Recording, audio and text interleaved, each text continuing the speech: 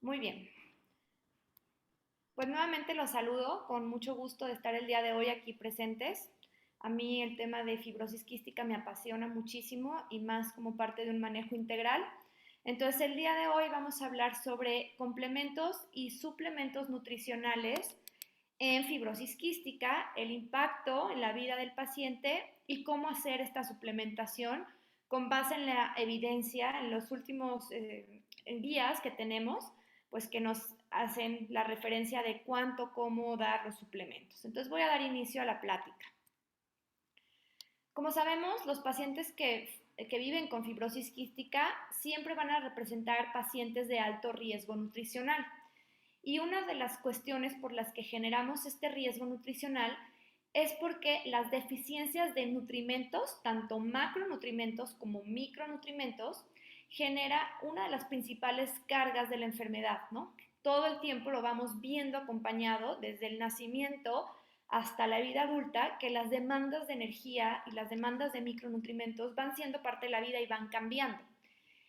Lo importante aquí, sí tenemos que aprender a manejarlas, pero hoy se habla ya de prevención de deficiencias nutricionales como una de las prioridades a lo largo del tratamiento nutricional en los pacientes con fibrosis quística. Y hoy sabemos más sobre la prevención de dar los nutrimentos en el tiempo necesario para evitar estas deficiencias. Estas deficiencias nutricionales, ¿por qué se generan?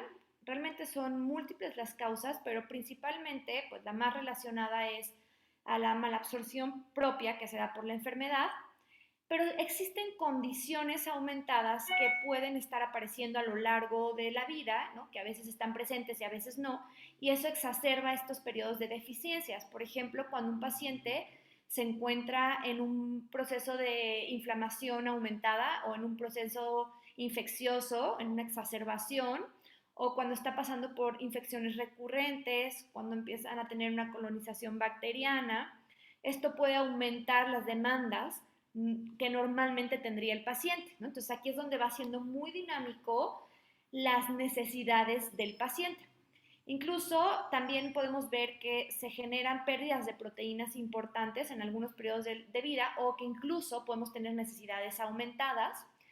Podemos tener periodos de disminución en la ingesta que también pueden cambiar. A veces podemos tener un paciente que come muy bien y no ha presentado deficiencias nutricionales, pero de repente tiene una recaída o algún proceso infeccioso en el que la ingesta disminuye y empiezan a aparecer deficiencias nutricionales o, si no presentan las deficiencias, los riesgos, ¿no?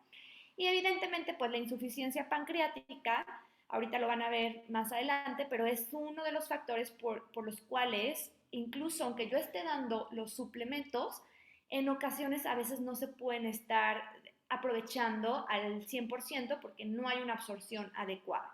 Entonces podríamos enumerar estos 5 puntos como los principales factores en los que podemos generar mayor deficiencias nutricionales o un mayor riesgo.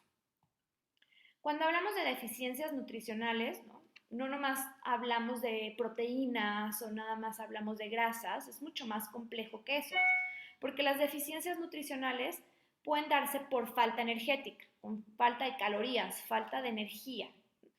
Incluso también podemos tener deficiencias nutricionales causadas por deficiencias proteicas, ¿no? Puedo tener un paciente que tiene una cantidad energética adecuada, ¿no? Come las calorías que le toca comer, pero no las proteínas que le corresponden. Entonces ahí empezamos a tener ciertas deficiencias específicas a proteínas.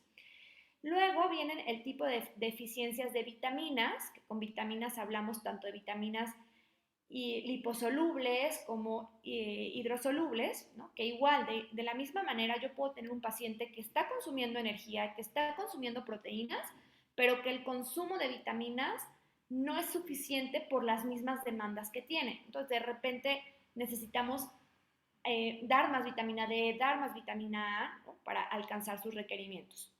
La cuestión de los minerales, también en estos pacientes las vamos viendo en cuestión de pérdidas, como incluso la sal, que la pongo un poco aparte porque sí hay que hablar de minerales en general, pero la sal toma un papel muy importante por las mismas pérdidas. Y hoy día se ha hablado de las deficiencias de ácidos grasos esenciales, cómo afectan la cuestión inflamatoria en el paciente, ¿no? Y a esto nos referimos a ácidos grasos como omega 3 y omega 6, que pues no los podemos sintetizar en el cuerpo y que los tenemos que ingerir de la alimentación. ¿Por qué es importante hablar de esta suplementación? Porque las consecuencias de estas deficiencias nutricionales van a tener un impacto muy importante a diferentes niveles y principalmente pues, lo podemos generar afectar la función muscular respiratoria e incluso empeorar el estado pulmonar. Ya se han estudiado diferentes vitaminas y cómo afectan sus deficiencias para disminuir incluso el estado pulmonar o cómo aumentan sus requerimientos en ciertos momentos cuando la función pulmonar puede estar afectada. Otra de las cuestiones es que si no tenemos una buena suplementación, la tolerancia al ejercicio o a la rehabilitación también se puede ver disminuida por falta de energía, por falta de proteína. No puedo darle energía, pero no tienen proteína suficiente y entonces el paciente no está generando una buena masa muscular. Evidentemente, un deterioro inmunológico, porque sabemos que hay vitaminas y minerales que son importantes para la función inmune, ¿no? Como por ejemplo podemos hablar del zinc, de la vitamina A o de la vitamina D, que ya tienen una respuesta inmunológica implicada y que su deficiencia va a afectar esto y alterar la función de respuesta del paciente. En la población pediátrica tenemos que considerar siempre el crecimiento, entonces una deficiencia nutricional puede generar afectaciones en la talla del paciente, en la ganancia de peso o incluso hasta en el desarrollo puberal, que ya ahorita lo vamos a mencionar con la relación de algunas vitaminas y minerales. Evidentemente todo esto puede generar una disminución en la calidad de vida del paciente y acortar la esperanza de vida. Y también hoy sabemos que puede haber una aparición de complicaciones secundarias a la deficiencia de vitaminas, ¿no? Está muy relacionado que aparezca el riesgo de osteoporosis por deficiencias de vitamina D, por deficiencia de calcio, entre otras cosas. Los pacientes con alto riesgo nutricional, ya vamos prácticamente que todos los pacientes con fibrosis quística van a tener un riesgo nutricional, siempre, ¿no? Lo tenemos que considerar, por eso es que necesitamos un tratamiento integral, pero existen ciertas poblaciones o subgrupos de pacientes que todavía representan un riesgo más alto y no es que tengamos que tener solamente más vigilancia en ellos, sino que en ellos tenemos que tener mayor conocimiento de los requerimientos exactos por el periodo de vida en el que se encuentran, ¿no? Entre esos pacientes vamos a tener a los lactantes y a los niños pequeños que se encuentran en periodos de rápido crecimiento en el que hay un intercambio nutricional importante, ¿no? Y que hay una demanda energética constante para generar la producción de nuevo tejido o para generar las demandas del sistema inmunológico y que incluso ese crecimiento rápido genera mayor necesidad de ciertos nutrimentos claves, por ejemplo el hierro, que cuando hay demandas de crecimiento importantes o periodos de vida en el que crecemos, el hierro es uno de ellos en los que se puede ver afectados. Incluso aquellos pacientes que están en riesgo de desnutrición o que también están en riesgo, hablamos ya de una malnutrición, ¿no? Riesgo de sobrepeso o de desnutrición, porque el sobrepeso puede estar asociado a una ingesta energética elevada, pero no una ingesta correcta de nutrimentos. También aquellos pacientes con obesidad persistente, en algunos casos pueden tener mayor riesgo de inflamación y es ahí cuando podemos ver alteración en el perfil de ácidos grasos.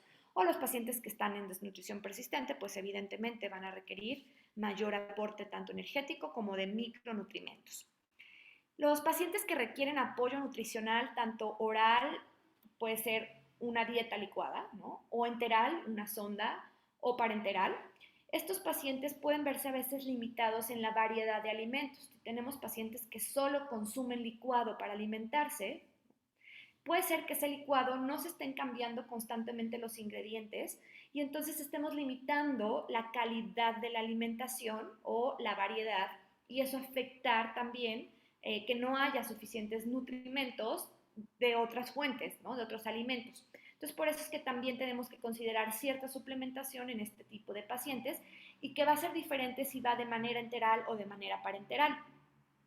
Otro grupo es las mujeres embarazadas o en periodos de lactancia, y está pues de más decirlo, pero pues en grupos en los que estamos en un incremento de los requerimientos. y sobre todo también en aquellos pacientes que están pasando en una comorbilidad asociada a fibrosis quística, que ya vimos que cualquier condición podemos tener un paciente estable, pero si en algún momento hay una comorbilidad asociada, pues sus requerimientos pueden ir cambiando. Por lo tanto, el objetivo del tratamiento nutricional en los pacientes con fibrosis quística en general va enfocado a mejorar el estado nutricional, evitar las deficiencias de vitaminas y minerales y sobre todo prevenir o detectar a tiempo las complicaciones nutricionales que podemos abordar en tiempo y forma para evitar las deficiencias o evitar la afectación del crecimiento, por ejemplo, o mejorar la calidad de vida del paciente, que lo hablamos ya en unas diapositivas anteriores. Las pautas del tratamiento, las pautas nutricionales del tratamiento, en realidad van enfocadas a tener una dieta hiperenergética, que aunque no es tanto el tema del día de hoy, lo voy a mencionar, ¿no? Hiperenergética es en realidad al requerimiento basado para la edad, para el género, un requerimiento que puede estar aumentado según la literatura entre un 20 o un 200%. Si yo tengo un paciente que requiere 100 calorías, su requerimiento con fibrosis quística puede ir hasta 2000 calorías y eso a veces, perdón, hasta 200 calorías, eso a veces es complicado cuando tenemos pacientes que tienen una ingesta limitada. Entonces tenemos que buscar las estrategias para lograr que se cubra el 100% del requerimiento de ese paciente con fibrosis quística. Hablamos de dietas hiperproteicas en las cuales el requerimiento va incluso 5 veces más de lo que tendríamos para una población que vive sin fibrosis quística y aquí volvemos a tener el mismo reto en el cual dar tanta proteína a un paciente a veces es complicado alcanzarla y entonces necesitamos utilizar ciertos complementos o suplementos nutricionales que estén cargados en proteína y en energía para lograr nuestro objetivo. Dietas altas en grasas con reemplazo enzimático adecuado, porque al final, aunque las grasas son uno de los temas que tenemos que tratar para evitar esteatorreas, necesitamos ese aporte energético y ese aporte de ácidos grasos para evitar deficiencias. Entonces trabajamos con los cálculos de cuánta grasa requiere este paciente, pero también cuántas enzimas va a tolerar o cuántas enzimas puede consumir, ¿no? Suplementos de vitaminas principalmente liposolubles, y ahorita vamos a ver por qué, ¿no? No es que las hidrosolubles no sean importantes, pero el riesgo de presentar deficiencias de vitaminas liposolubles por las mismas condiciones de la enfermedad son mayores. Suplementación de minerales que cada vez está más determinada y más estudiada y más establecida. Minerales me refiero, por ejemplo, zinc, hierro, y hoy día se habla más de la suplementación de ácidos grasos esenciales. Prácticamente estas son las pautas del tratamiento, lo que tenemos que lograr. La plática el día de hoy se va a enfocar más en estos últimos 3 puntos. Y vamos a empezar justamente con la cuestión de hablar sobre electrolitos, minerales y elementos traza. Como les comentaba, estos elementos de la dieta también van a tener un requerimiento superior a lo normal, a lo que consideramos normal para la edad y para la talla o para el género. Como consecuencia, uno, ¿no? Que tenemos pacientes que tienen un aumento en la sudoración y eso predispone a la pérdida, por ejemplo, principalmente de sodio, que esa malabsorción intestinal puede generar que incluso aunque haya el elemento a través de la ingesta, no se esté absorbiendo de la manera adecuada, entonces también tenemos que vigilar cómo está la absorción. Y la inflamación crónica, es decir, el constante estar en un proceso infeccioso o incluso estar en tratamientos, genera una inflamación que incrementa requerimientos. Entonces, principalmente entre los electrolitos o los minerales o elementos trazas que se considera una suplementación extra en los pacientes con fibrosis quística, hablamos de sodio, calcio, hierro y zinc. No es que solamente nos tengamos que enfocar en estos, pero sus demandas energéticas están muy bien estudiadas y estructuradas. Hablando de sodio, conocido que estos pacientes tienen un riesgo constante pues, de presentar hiponatremia a través de las pérdidas de piel y que estas pérdidas pueden ser diferentes a lo largo de vida o también a lo largo de las dinámicas del paciente, porque el incremento de la pérdida va a aumentar si yo vivo en climas calurosos o si el paciente está pasando por un proceso de fiebre o ha tenido más pérdidas por la diarrea, por vómitos o si son pacientes que tuvieron alguna resección intestinal o que tienen un estomas, ¿no? Entonces sus pérdidas van a ser totalmente diferentes y hay que adaptarlas porque el mismo paciente incluso puede pasar de un ambiente a otro. Podemos tener un paciente que nos pasa aquí en el hospital, ¿no? Por ejemplo, pacientes que vienen de la costa y entonces pierden más sal y se ven más deshidratados y cuando llegan a la ciudad no están sudando tanto, entonces los requerimientos van cambiando. Por eso es que los papás tenemos que empoderarlos en saber estas cuestiones para que ellos puedan hacer las modificaciones pertinentes. Algo importante es que las deficiencias de sodio en los niños se ven relacionadas con la afectación en el crecimiento. Muchas veces, a lo largo del seguimiento del crecimiento de los niños, vemos detenciones del crecimiento que pensamos en todo menos en ver si estamos cubriendo el requerimiento de sal, ¿no? O si ha cambiado algo en la vida del niño que requiera más sal. Por ejemplo, el niño empezó a hacer ejercicio 3, 4 veces por semana, en un ambiente caluroso y no hemos hecho ese ajuste. Entonces, verificar también que estamos cumpliendo el requerimiento si vemos un crecimiento alterado. Las recomendaciones en general de suplementación de sal van muy enfocadas a lactantes. Ahorita van a ver por qué, ¿no? Porque son un grupo de riesgo tanto por la misma superficie corporal, la misma enfermedad, pero también por las fuentes con las que normalmente se alimentaría un niño. Con los niños mayores o con los adolescentes es más fácil cubrir el requerimiento de sal por la misma dieta, ¿no? Porque de por sí las dietas occidentales ya tienen un aporte de sal importante, a veces no generan tanto esa deficiencia, pero con los pequeños, con los lactantes, nuestro riesgo puede ser mayor. Entonces, se habla de la suplementación rutinaria de sodio en todos los lactantes con fibrosis quística, en todos, con un máximo de 4 milimoles por kilo día, que ahorita lo voy a expresar un poquito más claro. Y en esta parte hace controversia porque en general cuando tenemos un lactante lo que normalmente en la población recomendaríamos es no dar alimentos altos en sodio o evitar el consumo de sodio antes del año, de los 2 años, ¿no? Entonces es aquí donde tenemos que explicarle a los papás de que ellos tienen necesidades específicas y que hay que cubrirlas. En la mayoría de los casos, la suplementación de 1 a 2 milimoles por kilo día de sodio es suficiente para corregir deficiencias, ¿no? Entonces, vamos a poder tener esos dos como rangos, 4 milimoles kilo día o 1 a 2 milimoles kilo día, dependiendo de las necesidades de cada paciente y el tipo de alimentación que tiene. Ahorita lo van a ver, ¿no? Administrar la sal en pequeñas porciones a lo largo del día y siempre diluida con agua en aquellos que ya están ingiriendo agua o con fórmula o incluso pues, puede ser con la leche materna si la mamá se le extrae. Algo muy importante es que el contenido de sodio en la leche materna y en las fórmulas tiende a ser bajo y en realidad tiene que ser bajo porque las fórmulas están hechas con base a los requerimientos de nuestro estándar de oro, que es la leche materna. Y la leche materna, por naturaleza, es un alimento bajo en sodio, porque en efecto los lactantes no tienen una madurez, por ejemplo, renal para atender a grandes cantidades renales de solutos, como entre ellas el sodio, pero en estos niños tenemos una diferencia.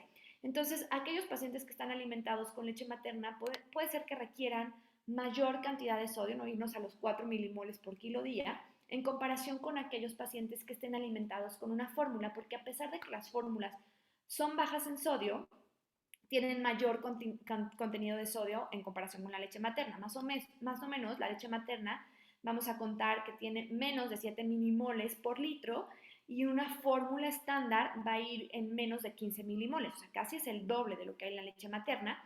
Y es importante también conocer que hay fórmulas lácteas con más, a pesar de que sean la misma etapa, con más o menos aporte de sodio dependiendo del tipo de proteína con el que se puedan elaborar, ¿no? Si es de suero o de caseína. Entonces también habría que considerar el aporte de sodio que está dando la fórmula que ese paciente está consumiendo. Y anudado a que cuando son mayores y empiezan la alimentación complementaria, pues normalmente los alimentos que empiezan a consumir también son bajos en sodio, porque normalmente pues empieza con una alimentación que es natural, ¿no? Que no hay procesados, que hay frutas, hay verduras, sí, proteínas, que tienen mayor aporte de sodio que las frutas o las verduras, ¿no? Pero entonces, en este caso, los pacientes sí pueden requerir sodio extra en las papillas, ¿no? Agregado como sal. Entonces, las recomendaciones, al final, tanto la ESPEN como la ESPIGAN, e incluso también las recomendaciones australianas, ¿no? Nos hacen una recomendación de dar de 1 a 2 milimoles por kilo día en aquellos lactantes alimentados al seno materno que estén con algún riesgo de deficiencia por el sodio.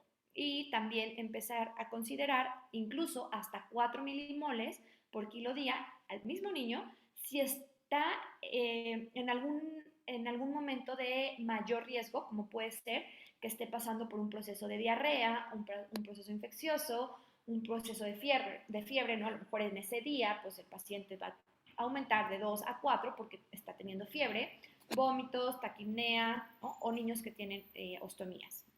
Y en los niños mayores, así como adolescentes y adultos, lo que les comentaba es que podemos utilizar alimentos un poco más salados y en algunos casos podemos utilizar incluso cápsulas de sal o sal extra en aquellos pacientes que tienen una sudoración incrementada o que viven en climas cálidos o que viajan a climas cálidos o que incrementan su actividad física, ¿no? Que por ejemplo en los adolescentes suele pasar cuando incrementan sus entrenamientos, por ejemplo.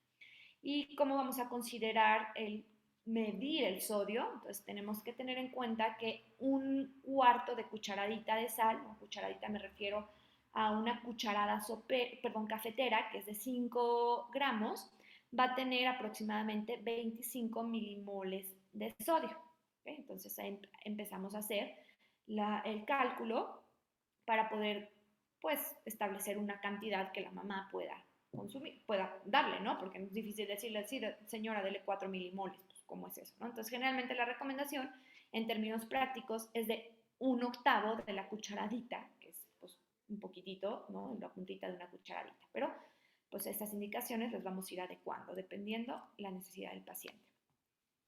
Les comentaba que el hierro es otro de los elementos o de los minerales importantes en el crecimiento y esta deficiencia llega a ser muy común en los pacientes con fibrosis quística, sobre todo en las primeras etapas de vida, cuando el recambio por el crecimiento, el recambio del hierro por el crecimiento es muy alto, ¿no? Sobre todo en etapas en las que se empieza la alimentación complementaria, que está indicada porque las demandas de hierro ya no se cubren por la leche materna, que ya perdieron esas reservas con las que nacieron, ¿no? O también en periodos como la adolescencia, que hay otro pico de crecimiento. ¿Qué puede presentarse? Pues se puede presentar tanto una anemia ferropénica, ¿no? Como hasta una baja función pulmonar, o son pacientes que pueden estar presentando pérdida de apetito, cansancio, debilidad y todos los síntomas de anemia. Pero aquí lo importante es que la función pulmonar puede verse disminuida porque al final una anemia no nos permite una oxigenación adecuada, ¿no? No estamos teniendo esa capacidad de distribuir el oxígeno a lo largo del organismo. ¿Qué contribuye a que haya una deficiencia de hierro? Sí, la malabsorción, pero muy relacionado está la deficiencia de hierro a las infecciones o a la inflamación crónicas o recurrentes, pacientes que estén perdiendo sangre, tanto sangrados visibles como microsangrados, y una ingesta inadecuada, sobre todo en pacientes en los que a lo mejor el ingreso económico pueda estar limitado a solo comer algunas frutas, verduras o ciertos alimentos y que no va a haber productos cárnicos en la alimentación. Por eso se sugiere que haya un monitoreo anual del estatus del hierro en general, ¿no? No nomás una biometría hemática, sino ver cómo está el hierro sérico, cómo está la ferritina, para poder hacer una evaluación. Y entonces poder prescribir la suplementación de hierro en caso de que haya una deficiencia absoluta de hierro, o sea, que se documente que hay una deficiencia. Entonces aquí no vemos siempre la suplementación de hierro de rutina, incluso, ¿no? No es como, sí, ya, dele hierro. No, hay que documentarla porque también dar hierro en momentos cuando hay procesos infecciosos puede ser contraproducente. Entonces vamos a vigilar el estatus y seleccionar el momento en el que tiene que ser suplementado el hierro. Entonces en niños la dosis de suplementación varía, ¿no? También por las necesidades entre 3 a 6 miligramos kilo día de hierro elemental por 2 o 3 meses después de que los niveles de hemoglobina se hayan normalizado. En promedio, los niveles de hemoglobina tendrían que normalizarse entre 3 y 6 meses, entonces prácticamente podríamos considerar que la suplementación puede durar hasta 9 meses. Y en adolescentes y adultos, la recomendación va de 100 a 200 miligramos día, estos no son por kilo, miligramos día, de hierro elemental por 3 a 6 meses después de que se normalicen los niveles de hemoglobina. Entonces aquí la suplementación puede ir de 9 a 12 meses. El monitoreo de los niveles de hierro se puede complicar ante la infección, ¿no? Porque la dinámica, la cinética del hierro, la ferritina, la transferrina sérica pueden alterarse ante la presencia de una infección, ¿no? Entonces, los pacientes con fibrosis quística con deficiencia de hierro se sugiere resolver también la inflamación subyacente, no solamente suplementando con hierro, o sea, resolver la deficiencia no solamente suplementando con hierro, sino ver si hay un proceso infeccioso que tal vez no se esté atendiendo de forma adecuada. Entonces hay una relación muy importante, recuerden, hierro e infección que puede generar deficiencias o que puede generar que yo no recupere el estado de hierro del paciente. Entonces, por eso vamos a hacer un monitoreo anual para poder valorar cómo está este proceso. ¿Okay? El zinc es otro de los elementos claves por las pérdidas, pero hablando de población pediátrica, el zinc tiene un efecto importante en el crecimiento y uno de los síntomas de deficiencias de zinc en los pacientes con fibrosis quística es el retraso en el crecimiento. Entonces nosotros tenemos que estar muy alertas a las deficiencias de zinc. Lo ideal que sería tener un monitoreo de zinc sérico, pero la realidad es que no pasa en todos los países por cuestiones a veces de recursos, ¿no? Y a veces no lo pueden hacer todos los pacientes. Entonces tenemos que estar, uno, vigilando niveles séricos, si así lo podemos hacer, y si no, estar muy presentes en ver si nuestro paciente está teniendo alguno de estos efectos, como retraso en el crecimiento en los pacientes pediátricos, pacientes que estén teniendo mayor susceptibilidad a infecciones a pesar de tener un tratamiento, porque recordemos que el zinc tiene una función inmunomoduladora en el organismo. Retraso en la maduración sexual, incluso ese es alguno de los puntos claves que tomamos como para iniciar suplementación con zinc. Problemas oculares o anorexia, causada incluso por disminución en el sentido del gusto, que esto es algo que los niños pequeños tal vez no nos pueden expresar, pero los adolescentes o los escolares incluso sí, ¿no? Que dices, es que la comida no me sabe, o es que no tengo hambre, ¿no? O lo podemos ver en los pequeños cuando no tienen hambre. La deficiencia de vitamina A se relaciona incluso con deficiencia de zinc. Entonces, si yo tengo valores bajos de vitamina A o de su metabolito, que ahorita voy a hablar, entonces puede ser que requiera también la suplementación de zinc, aunque yo no tenga niveles de zinc. Y esteatorrea por las pérdidas que se pueden dar a través del intestino. Recuerden que el intestino, cuando hay pérdidas, diarreas, ¿no? O esteatorreas, una de los principales electrolitos, no sería un electrolito, de los principales minerales sería el zinc, los que está perdiendo, incluso en pacientes que tienen estomas. Entonces se sugiere suplementar el zinc o iniciar la suplementación de zinc con aquellos niños que tengan alguno de estos síntomas o pacientes que tengan alguno de los síntomas con deficiencia de zinc. Y la suplementación cambia a lo largo de la vida en lactantes y niños menores de 2 años que están en riesgo de padecer una insuficiencia de zinc. Vamos a dar una recomendación de 1 miligramo por kilo día, máximo 15 miligramos al día, por un periodo de 6 meses y valorar. Entonces, los pacientes pueden ir en periodos intermitentes de tomar zinc, ¿no? De repente resolvemos la deficiencia, pero en algún momento de su vida lo pueden volver a necesitar. En aquellos pacientes entre 2 y 18 años, que abarca una población pediátrica un poco más amplia, incluso adolescentes, vamos a llegar a 15 miligramos al día y también un tiempo de 6 meses. Y en los adultos mayores a 18 años vamos a incrementar hasta 25 miligramos al día, igual por un periodo de medio año o 6 meses. Okay. Las alteraciones óseas son algunas de las comorbilidades que podemos observar en los pacientes con fibrosis quística y que sí pueden tener una importante intervención, un importante desarrollo, o tanto para bien o para mal, si no hacemos una intervención nutricional, ¿no? ¿Por qué? Porque frecuentemente estos pacientes pueden presentar deficiencia de vitamina D o también de calcio, ¿no? Y entonces lo que pueden presentar es la osteopenia por múltiples factores, además asociados a la enfermedad. Incluso uno de los monitoreos anuales que tenemos que hacer es ver cómo está el estatus de vitamina D, de calcio, ¿no? Ver cómo está la calidad ósea del paciente con el DEXA, que está especificado en las guías. Pero estas causas pueden ser tanto por un déficit nutricional como bajas concentraciones de 25-hidroxivitamina D, que es otro de los monitoreos que tengo que hacer de forma anual, anudado a una disminución de la actividad física, al uso o la administración de esteroides y también factores metabólicos como la acidosis respiratoria, el exceso de citocinas por la cuestión inflamatoria o la infección crónica. Entonces, esto hace que también tengamos que tomar en consideración la suplementación con calcio. Pero la suplementación con calcio, pues también tenemos que verlo porque no es un requerimiento incluso tan alto y cambia mucho a lo largo de la vida. Yo no puedo considerar la misma suplementación en un niño de 6 meses a un niño de 16 o 17 años, porque el periodo de crecimiento me define importantemente esta gran diferencia. ¿Y qué es lo que sucede muchas veces?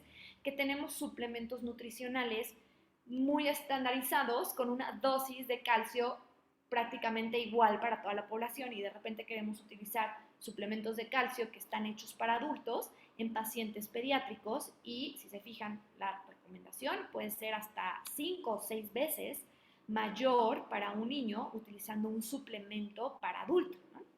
Entonces, la primera recomendación que nos hacen las guías antes de iniciar una suplementación es lograr la ingesta diaria recomendada de calcio a través de la alimentación, ¿no? Y esto sería en comparación a los requerimientos de la edad. Perdón, que está pasando aquí un helicóptero. ¿Me escucho? Ok. Y los requerimientos de edad normales. Aquí no hablamos de un incremento sobre la edad. Y esto lo podemos lograr primeramente dando alimentos alta fuente de calcio, que pueden ser prácticamente los lácteos, ¿no? Algunas verduras de hoja verde, alimentos de origen animal que tengan alto aporte de calcio, como por ejemplo las sardinas. Y se empieza a sugerir que en aquellos pacientes que tengan una ingesta subóptima, por cualquier cuestión que sea, entonces empecemos a dar recomendaciones de dar alimentos enriquecidos con calcio y si no, entonces empezar con una suplementación por una pastilla, ¿no? Entonces, se recomienda por lo menos hacer el monitoreo anual del calcio para saber si estamos en una deficiencia, que yo tenga que dar un suplemento o si lo puedo cubrir solamente por la alimentación.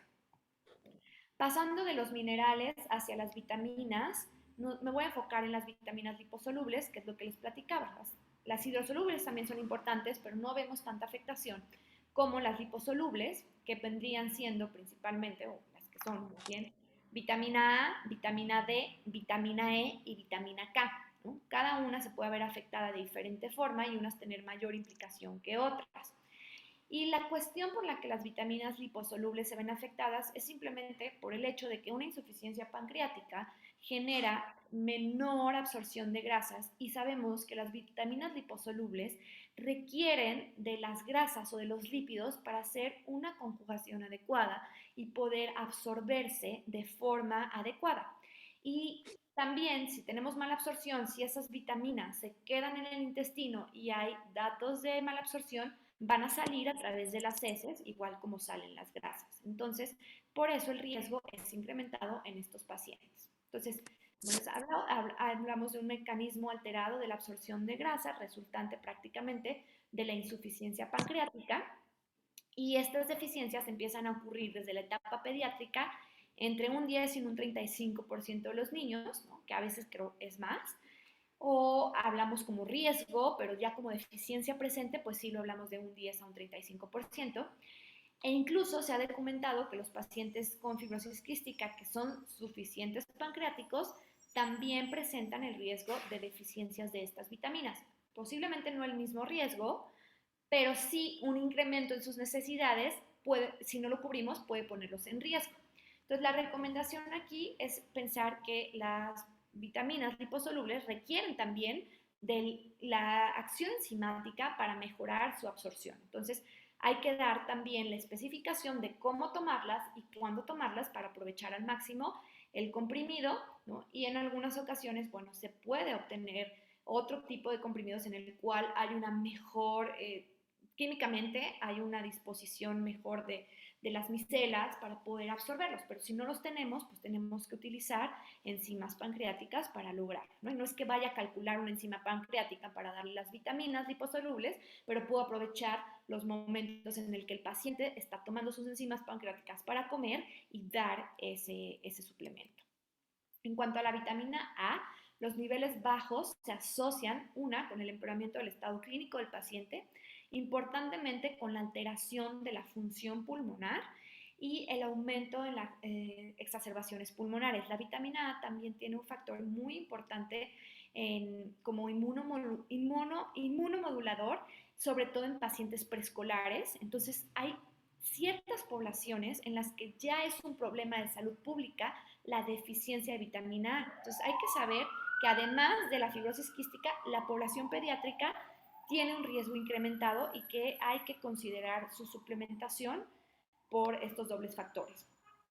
La suplementación de vitamina A, que prácticamente hablamos de, va de acuerdo a las recomendaciones específicas para pacientes con fibrosis quística en lactantes de 1.500 a 2.000 unidades internacionales al día, en preescolares de 1.500 hasta 5.000 unidades internacionales y en escolares y adolescentes de 2.500 hasta 5.000 unidades internacionales al día.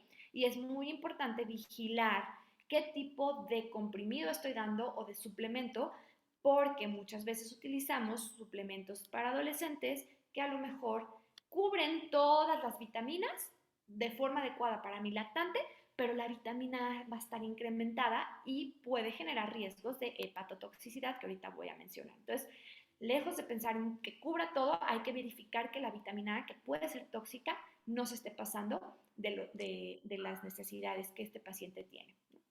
Y es importante también hacer un monitoreo de los niveles séricos de vitamina A una vez al año, que también en algunos centros, a veces por cuestiones económicas, no se puede realizar. Entonces tendríamos que tomar la proteína ligada al retinol para tener un poco de información y considerar evitar las, como les digo, las altas concentraciones de retinol, porque nos pueden generar también riesgo de toxicidad que incluso puede llegar a una fibrosis hepática o que puede interferir con la absorción o con, más bien con el metabolismo óseo, y los pacientes que tienen alta cantidad de vitamina A más allá del requerimiento pueden tener una menor densidad ósea y un mayor riesgo de fracturas, ¿no? Y los niveles de vitamina A incluso pueden aumentar durante las exacerbaciones. Entonces hay que hacer esos monitoreos o en algunas ocasiones suspender los suplementos cuando estén pasando por este tipo de procesos, ¿no? O este suplemento. Entonces, como les comentaba, los niveles, cuando existe una enfermedad hepática grave, es muy importante cuando estos pacientes que tienen fibrosis quística y que tienen ya una afectación hepática, vamos a considerar incluso tomar niveles de proteína unida al retinol para ver si ese paciente es o no candidato a una vitamina A, incluso puede ser que no, porque está en riesgo de hipervitaminosis que puede ser peligroso. Entonces aquí es donde hacemos esas diferenciaciones. Sí, la vitamina es súper importante, la tenemos que considerar en la suplementación del paciente y generalmente vienen dosis muy altas en los suplementos, pero no todos los pacientes la requieren siempre en las mismas dosis, ni la requieren constantemente porque puede tener características que lo excluyan de tomar esta vitamina. En cuanto a la vitamina D, que de repente últimamente es una de las más habladas, pues la vitamina D sí, en efecto, tiene un papel muy importante, principalmente en la absorción del calcio a nivel intestinal, en estos pacientes que tenemos deficiencias, y también en la cuestión inmunológica, que cada vez va tomando como más evidencia, ¿no? Y su deficiencia va a contribuir a reducir la densidad mineral ósea, y esto incrementa también con el paso del tiempo o con el uso de esteroides, podemos tener más riesgo, ¿no? Entonces, es muy importante el monitoreo de la vitamina D a lo largo de la vida del paciente, ¿no? Y el estado de la vitamina D puede influir no solamente en que la densidad mineral ósea esté baja, sino que se relaciona con también una disminución en la fuerza respiratoria, ¿no?, de los músculos, incluso en la estructura y en la función pulmonar. Entonces han visto relación tanto con la función pulmonar como la función ósea y capacidad de luchar contra enfermedades o respuesta inmunológica e incluso con la secreción de insulina, ¿no? Se ha visto cierta correlación. Entonces hay que verificar los niveles de 25 hidroxivitamina D como el mejor indicador para medir el estatus de vitamina D y por lo menos hacerlo de forma anual. Las guías nos dicen que preferiblemente durante los meses oscuros, digo, en México al menos no tenemos tantos periodos de oscuridad, pero sí también los meses de noviembre, diciembre, pues hay menos horas de luz, ¿no? Hay países donde todavía es menor, entonces hay que considerarlo y por lo menos de 3 a 6 meses después del cambio de una dosis. Si yo hago el cambio de dosis, voy a vigilar en 6 meses o en 3 meses si esa dosis me permite tener niveles normales o no, o necesito incrementarla, ¿no? O suspenderla o disminuirla. La Fundación de Fibrosis Quística, la norteamericana, nos hace recomendaciones de mantener niveles de 25-hidroxivitamina D por arriba de 30 nanogramos por mililitro y las pautas europeas nos hablan todavía de un poquito menos, ¿no? Una recomendación entre 20, de mayor a 20, de 25-hidroxivitamina D. Pero bueno, muchas veces nos basamos más como en los puntos de cortes de la recomendación europea, norteamericana para hacer la suplementación de vitamina D en pacientes con fibrosis quística.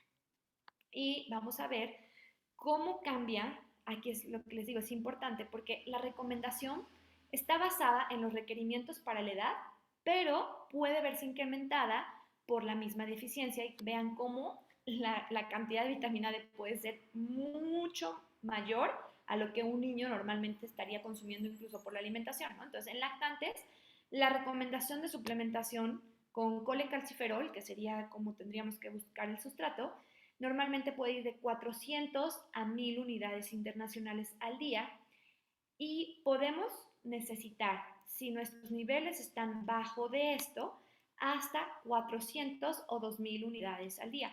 Ojo aquí porque durante este periodo de pandemia lo que hemos visto afectado es la vitamina D y hemos encontrado comprimidos de hasta 4000 unidades que se le están dando a pacientes lactantes. Entonces tenemos que considerar que también hacen riesgo de hipervitaminosis y quizás hacer una modificación de ese suplemento o la forma de administrarlo. En preescolares, la recomendación es de 800 a 2000 unidades, ¿no?, en un paciente con fibrosis quística, pero en un momento de deficiencia, cuando yo quiero corregir, puedo ir desde 1000 como mínimo hasta 5000 unidades, ¿no?, que se incrementa hasta, o sea, casi 5 veces, ¿no? Y en escolares y adolescentes, el requerimiento normal podría ir de 800 a 4000, hablando de pacientes con fibrosis quística, hasta tener dosis de 1000 o hasta 10.000 unidades internacionales al día. ¿Okay? La vitamina E va hablando como tal alfa-tocoferol, que es el compuesto principal de la vitamina E, es un antioxidante, es como conocemos principalmente a la vitamina E como un antioxidante, y ayuda a eliminar radicales libres o a contrarrestar el efecto que pueden tener para generar el daño oxidativo de las membranas, que son de lípidos, ¿no?, que son las que más se van a oxidar. Y las consecuencias de una deficiencia de vitamina E, pues también se ha relacionado con estar presentando anemia hemolítica, que también tendría que ser algo de lo que tendríamos que revisar, tenemos un paciente con anemia, ¿no?, degeneración neuromuscular, el déficit retiniano y cognitivo, y la vulnerabilidad del daño oxidativo de los lípidos plasmáticos. En general, es algo que tenemos que vigilar, triglicéridos y colesterol en los pacientes, sobre todo en aquellos que puedan tener un tratamiento, por ejemplo, con esteroides, que no haya deficiencias de vitamina D porque el riesgo de oxidación de estos lípidos puede ser mayor e incluso el riesgo a largo plazo de presentar eventos cardiovasculares por la oxidación lipídica. La suplementación con vitamina D va a generar una dosis, por ejemplo, para lactantes de 40 a 80 unidades internacionales al día, en preescolares de 50 a 150, en escolares de 150 a 300 unidades y en adolescentes de 150 a 500. Y ojo otra vez aquí, porque los comprimidos que normalmente se venden son de una dosis estándar de 400 unidades internacionales. Entonces, tendríamos que hacer especificar qué tipo de paciente tenemos para poder dar los requerimientos de forma individual, sobre todo en aquellos pacientes que van a tener mayor riesgo de estrés oxidativo, que esto generalmente ocurre durante las exacerbaciones de fibrosis quística. Entonces también puede ser un momento en el que yo, si no tengo la suplementación porque los niveles estaban normales y el paciente se está exacerbando, entonces voy a considerar incrementar o utilizar la vitamina D, ¿no? Pacientes en el envejecimiento, y esto en general, ¿no? En el proceso de envejecer nos vamos oxidando, sobre todo en pacientes con fibrosis quística, que cada vez, gracias a Dios, tenemos mayor años de vida. Entonces, sobre todo en los pacientes mucho más longevos, necesitamos estar cubriendo esa recomendación de vitamina D, que aunque aquí no está establecida, en las nuevas guías lo empiezan a hablar porque ya es una necesidad. Y en aquellos pacientes pues, que presentan infecciones respiratorias crónicas, es un momento en el que la suplementación con vitamina D se tiene que asegurar. En cuanto a la vitamina K es una de las que se ve un poco menos afectada en relación a las otras tres, pero igual es importante hablar, ¿no? Porque a menudo puede ser subóptimo en personas que viven con fibrosis quística y sobre todo aquellos pacientes que tienen una enfermedad hepática relacionada a la fibrosis quística, porque igual cualquier paciente que tiene una insuficiencia hepática, uno de los trabajos del hígado es justo, ¿no? Sintetizar o producir o optimizar la vitamina K, entonces es una de las cuestiones y todos los factores de coagulación, los que se ven alterados, entonces estos pacientes con enfermedad hepática van a tener mayor riesgo. Quizás no todos los pacientes con fibrosis quística, pero sí la población con enfermedad hepática. Y justo porque uno de sus papeles principales pues va a ser, ¿no? Cuestión de coagulación de la sangre y también se ve muy relacionado con salud ósea. Entonces, su deficiencia puede provocar hemorragias clínicamente significativas que pueden y también pueden contribuir a la baja densidad mineral ósea. Entonces, tenemos dos factores importantes, ¿no? Puede generar anemia y solo estar pensando en hierro, quizás, o puede generar una baja densidad mineral ósea y nada más está revisando el estatus de vitamina D y calcio, que cada vez está más presente. La deficiencia de vitamina K se atribuye también a la mala absorción por ser una vitamina liposoluble, pero muy importantemente al uso de antibióticos a largo plazo y a la enfermedad hepática. Entonces, esos serían mis dos factores para considerar la vitamina K en estos pacientes. La suplementación con vitamina K se da a través principalmente de la K1, que es la fitomenandiona o la filiquinona, que es la forma presente, por ejemplo, de vitamina K en verduras de hojas verdes y en aceites vegetales. Aquí otra importancia de por qué asegurar los aceites en los pacientes. Y la dosis en lactantes va de 0.3 a 1 miligramo al día o de 300 a 1000 unidades internacionales al día. Y en niños mayores y adultos de 1 a 10 miligramos al día o de 1000 a 10.000 unidades internacionales al día. Sin embargo, pueden considerarse el rango más alto de la dosis en pacientes que ya documentamos bajos niveles de vitamina K o en los pacientes que llamamos mayor riesgo, que son los pacientes con uso prolongado de antibióticos. Acuérdense que las vitaminas, las bacterias a nivel intestinal, sobre todo en colon, también tienen una función en la producción de vitamina K. Por eso los pacientes que están usando antibiótico o los que están en una infección crónica, pues están usando antibiótico de forma crónica, puede verse alterada esa producción de vitamina K, ¿no? Entonces aquí ya empieza a ver también la relación de suplementación de vitamina K, probióticos, ¿no? Que es un tema que está muy en boga hoy día.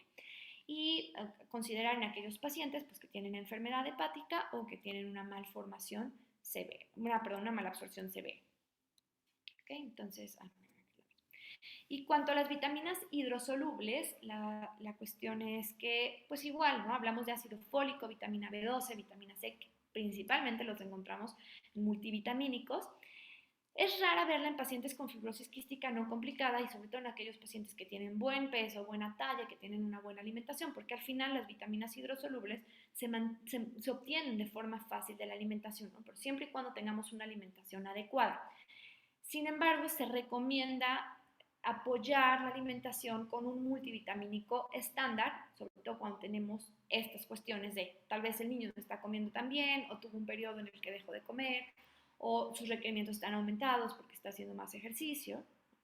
Y principalmente sí considerar el uso de vitamina B12 cuando tenemos pacientes que tienen resección de hilio, ¿no? Sobre todo aquellos que fueron relacionados a que tuvieron hilio meconial complicada y tendríamos que asegurar por la cuestión de la absorción, del sitio de absorción de la vitamina B12, y los pacientes con insuficiencia pancreática de larga evolución que no han tenido el consumo de enzimas pancreáticas. Entonces, por un momento se va a considerar.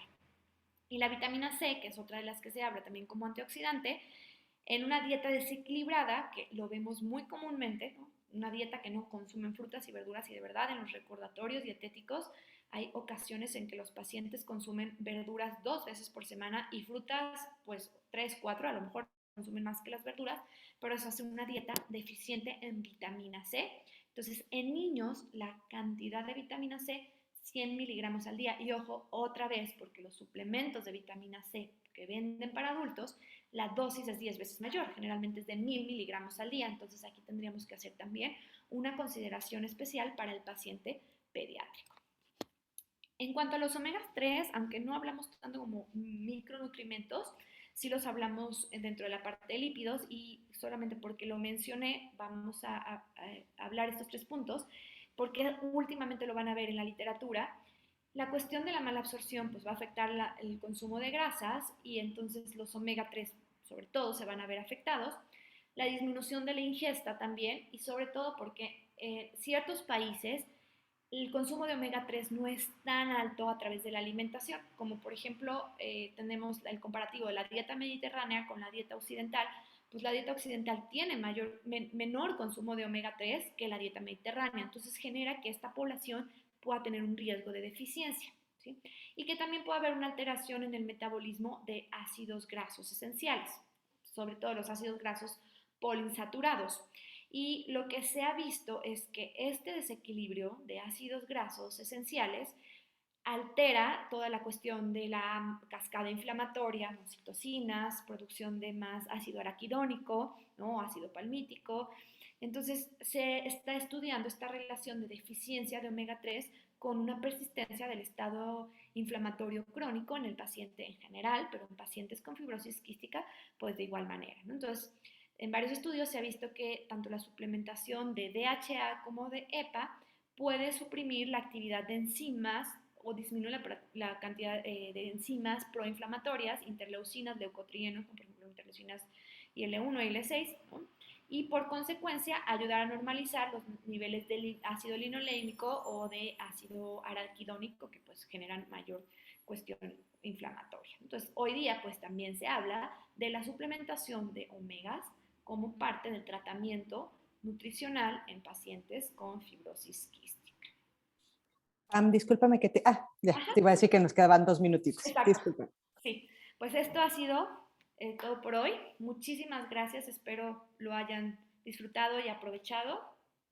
No sé si hay espacio para preguntas o es algo ya cortado. Hay algunas preguntas. Ya estamos sobre el tiempo. Si estás de acuerdo, puedo hacértelas llegar. Muchas giran en torno, por ejemplo, a qué tipo de vitaminas recomiendas. Algunas preguntas de por qué en los niños con fibrosis quística se recomiendan vitaminas de adultos, ¿no? Por ejemplo, la Silver, que es para mayores de 50. Estas preguntas que yo creo que serán recurrentes. Ya tenemos al doctor Giovanni en espera.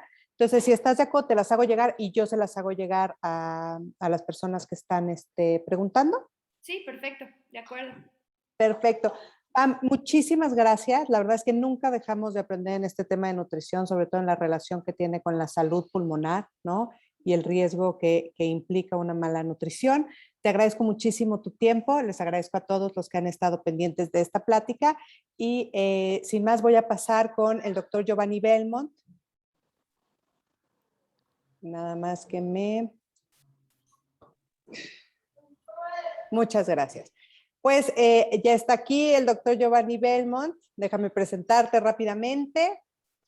Él es médico cirujano con especialidad en medicina y rehabilitación pediátrica en la Clínica Integral de Fibrosis Quística en el Hospital Infantil de México, Federico Gómez, y en el Centro de Rehabilitación Infantil de la Secretaría de la Defensa Nacional y también en la Asociación Mexicana de Fibrosis Quística.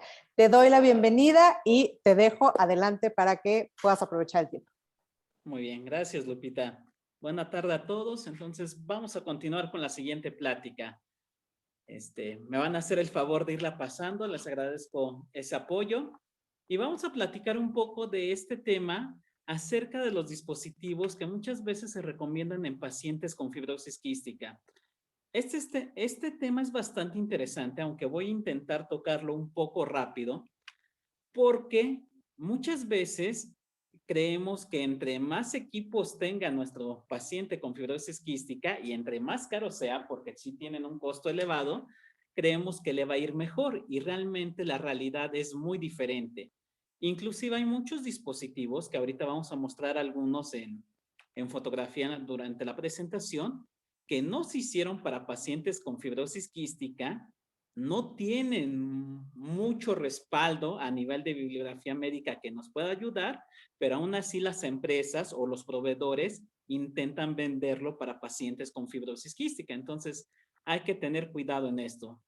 Entonces, la finalidad de esta plática es que como padres y pacientes con fibrosis quística y personal de salud relacionado con la atención de nuestros pacientes, tengamos una idea general, obviamente hay excepciones y particularidades, de estos dispositivos, cuáles son los que realmente nos funcionan y qué beneficio nos dan con los pacientes.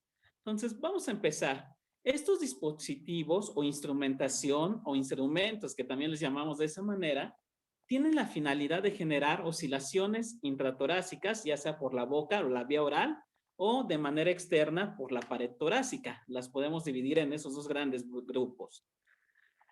Aunque los que utilizamos utilizando la boquita, que ofrecen una resistencia para la salida o la exhalación del aire que respiramos, y los de vibración externa, representados sobre todo con el chaleco percutor, realmente tienen la misma finalidad. Entonces, en este aspecto, también podemos decir, no es necesario que tengan 3 o 5 de estos instrumentos para estar bien. Habitualmente tienen la misma función. Obviamente tenemos que conocer la particularidad de cada paciente para ver qué tipo de instrumento se requiere o se adapta más a sus necesidades en cuanto a la evolución de su enfermedad o si llega a requerir 2 o más de estos dispositivos. Pero independientemente del tipo de estos instrumentos o dispositivos, la finalidad es mayor permeabilidad de las vías aéreas y esto tiene que quedar en claro. No son dispositivos ni para sacar secreciones ni para despegarlas, como nos venden esa idea habitualmente. Si logramos este primer objetivo de mejorar la permeabilidad de las vías respiratorias, en automático, obviamente la salida de secreción va a ser mejor y va a ser de manera más eficiente. Le pasamos a la siguiente, por favor. Entonces, los dispositivos que se utilizan más en pacientes con fibrosis quística son los llamados de presión expiratoria positiva y pueden ser de dos tipos diferentes, oscilantes y no oscilantes. Ahorita vamos a ver la diferencia. ¿Cuál es la característica de estos dispositivos? La primera característica es que generan una presión positiva durante su uso, es decir, aumentan una presión intrapulmonar. Vamos a explicar un poquito esto. Cuando respiramos nosotros, tenemos dos tipos de presión, una presión negativa y una positiva. ¿En base a qué se define esto de negativo y positivo?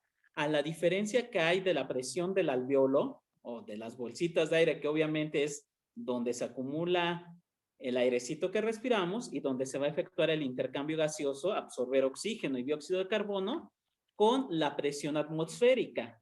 Si la presión del alveolo es menor a la presión atmosférica, se considera presión negativa. Y esa presión es la que utilizamos cuando inspiramos o cuando metemos aire.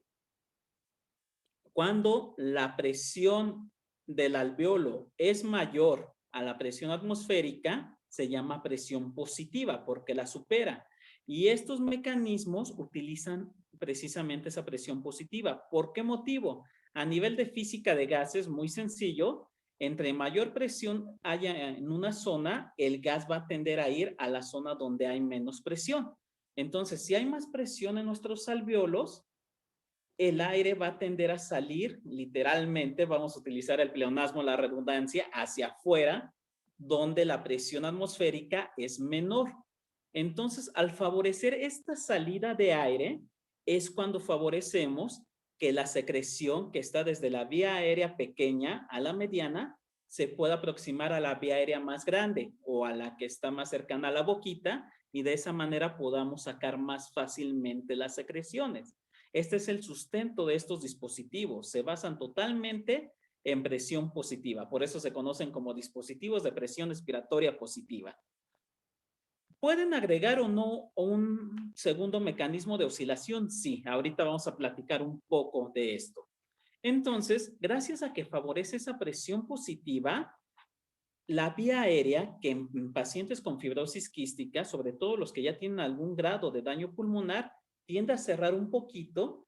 El uso de estos dispositivos nos hace que la vía aérea pueda permanecer abierta o un poco más dilatada y de esa manera no va a entorpecer la salida o el manejo de secreciones. Este es el sustento muy básico que tienen estos dispositivos. ¿Le podemos pasar a la siguiente? Entonces, gracias a este sustento, estos dispositivos de presión positiva tienen tres finalidades. Primero, y gracias a lo que ya explicamos, va a favorecer que esas secreciones bronquiales de la vía aérea más pequeña pueda salir hasta la vía aérea más grande o proximal, o la que está más cercana a la boquita. Hay otra cosa importante y otro beneficio que tenemos, y quiero que entiendan estos beneficios porque ahí vamos a ver qué tan necesario es que un paciente con fibrosis quística lo utilice o no. También gracias a que nos ayuda a generar esta presión positiva, estos dispositivos hacen que los alvéolos se mantengan infladitos, que no colapsen o que no cierren tan fácilmente. Y el beneficio secundario a esto es que nos aumentan el tiempo en que tiene la sangre que pasa por el pulmón para absorber oxígeno y desechar el dióxido de carbono. Este es un beneficio muy importante y vuelvo a enfatizar, sobre todo en pacientes que ya tienen algún grado de daño pulmonar. Y también disminuye la hiperinsuflación pulmonar. Muchas veces cuando ya tenemos un daño pulmonar en nuestros pacientes, la vía respiratoria funciona como una válvula. Podemos meter bien el aire, pero no lo podemos sacar bien. Entonces el pulmoncito queda hiperinsuflado o esos alvéolos quedan inflados de más.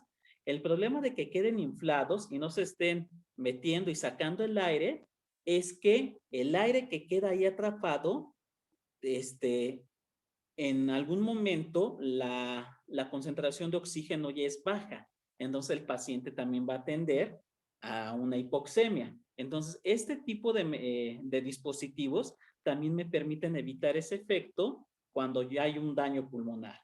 Y finalmente, el tercer beneficio que tengo con este tipo de dispositivos es que me ayuda para el movimiento de los cilios que tenemos a nivel de epitelio respiratorio. Sabemos que los cilios que tenemos tienen una frecuencia, tienen una velocidad para que toda la secreción, acompañada por el aire obviamente, pueda ir de la parte de adentro hacia la parte de afuera del pulmoncito. Entonces también me ayuda a que esos cilios se muevan más fácilmente, que también es uno de los problemas que tenemos en los pacientes con fibrosis quística. Obviamente, qué tan difícil tengamos este panorama en el pulmoncito depende del tipo de mutación, de la clase funcional del paciente y les digo, si tiene algún grado de daño pulmonar o no, que son las cosas particulares que analizamos con cada paciente cuando van a consulta médica. Entonces, vamos a empezar a hablar del primer dispositivo. Le pasamos a la siguiente. Este dispositivo es el aeróbica. Supongo que la mayoría de los que tenemos contacto con pacientes con fibrosis quística ya la conocemos. Y es el que tiene más sustento a nivel médico. El aeróbica se utiliza tanto en la escuela europea como en la escuela americana. En ambas poblaciones ha demostrado que sirve. Entonces, ¿por qué es tan especial el aeróbica y por qué se recomienda en los pacientes de fibrosis quística? El aeróbica, su nombre correcto es PEPO, que significa dispositivo de presión expiratoria positiva oscilante. Ya explicamos por qué es presión expiratoria positiva, pero no hemos explicado esta parte de oscilante, que es lo que complementa el nombre de PEPO. ¿A qué se refiere con esto? La parte de arriba de la aeróbica, yo no puedo señalar con el cursor, perdón, pero la parte de arriba de la aeróbica, donde tiene la boquilla, que obviamente va a la boquita, y todo este tubito en la parte superior, funciona como una válvula de presión positiva. Cuando el paciente saca el aire por esta valvulita, va a generar un aumento de presión positiva en el pulmoncito y vamos a tener todos los efectos que ya describimos. Yo siempre les explico a los pacientes que cuando soplan por el aeróbica, esa presión que están venciendo, que está medida en centímetros de agua, literalmente se pasa al pulmón. Y es como si le pusiéramos una trave a la vía respiratoria. No puede cerrar la pared, se mantiene abierta. Entonces, ese es el gran beneficio de la aeróbica. Funciona como una válvula de presión positiva. Pero la parte de abajo que tenemos, o la cajita de abajo de la aeróbica, es lo que le da su característica de ser un dispositivo oscilatorio o oscilante.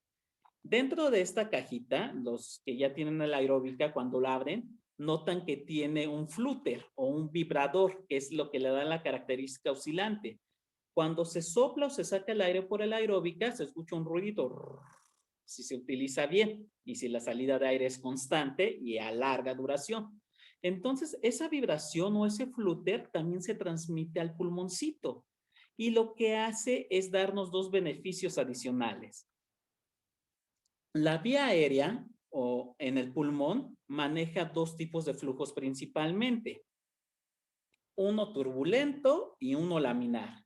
El turbulento es como si fuera un remolino. En la vía aérea más pequeña, como es pequeño el diámetro, el aire va chocando entre las paredes y parece un remolino. Pero conforme va aumentando el diámetro de la vía aérea, el flujo de aire se organiza y ya es un flujo laminar. Va alrededor de las paredes. No ocupa todo el diámetro de la vía respiratoria, solamente va alrededor de las paredes. Y ese flujo laminar es el que mueve los cilios respiratorios y el que va a arrastrar las secreciones a la vía aérea más grande. Entonces, gracias a que la aeróbica tiene este tipo de flúter o este mecanismo oscilatorio, me ayuda a que haya un mejor flujo laminar, un mejor movimiento de los cilios y por lo tanto va a arrastrar fácilmente las secreciones, que esa es su finalidad. Entonces, el aeróbica es de los dispositivos de presión positiva oscilatoria, ya complementando el nombre, más utilizados a nivel mundial y es el que tiene mejor evidencia médica. Cualquier tipo de tratamiento a nivel de medicina siempre lo clasificamos en niveles de recomendación A, B, C, D y E. Entre más cercano sea la A, es realmente un tratamiento que funciona y que se ha comprobado que tiene un efecto positivo en el paciente, sin lugar a dudas. Y entre más se acerca a la E, son tratamientos que, pues, a ver si funcionan con el paciente y no tienen mucha evidencia. Entonces, el aeróbica tal vez no llegue a un nivel de evidencia como lo tienen los medicamentos, y esto es muy importante.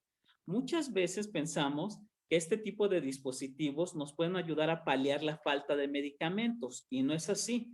La piedra angular del tratamiento de fibrosis quística, tanto para que la vía aérea permanezca permeable y podamos manejar las secreciones, no son ni estos dispositivos ni la fisioterapia pulmonar, que después va a haber pláticas de eso, sino es el tratamiento farmacológico. Los medicamentos que están en sus nebulizaciones, el salbutamol, aldornaza, que son los más comunes, son los que realmente ayudan para el manejo de secreciones.